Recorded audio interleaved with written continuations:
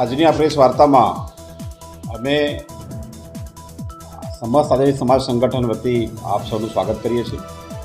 આ પ્રેસ વાર્તા ખાસ એક મહત્ત્વના વિષય પર રાખવામાં આવી છે અને એ છે કે તારીખ 21/8/2024 એટલે કે પરમ દિવસે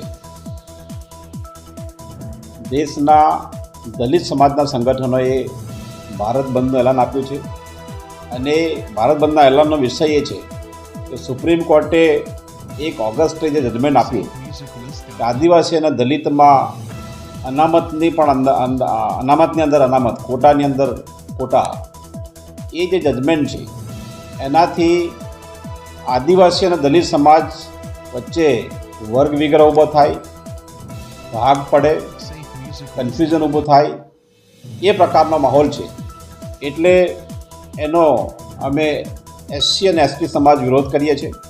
આ એવું જજમેન્ટ છે કે જે સુપ્રીમ કોર્ટે એક સમયે 2005માં સુપ્રીમ કોર્ટે જ આ પ્રકારના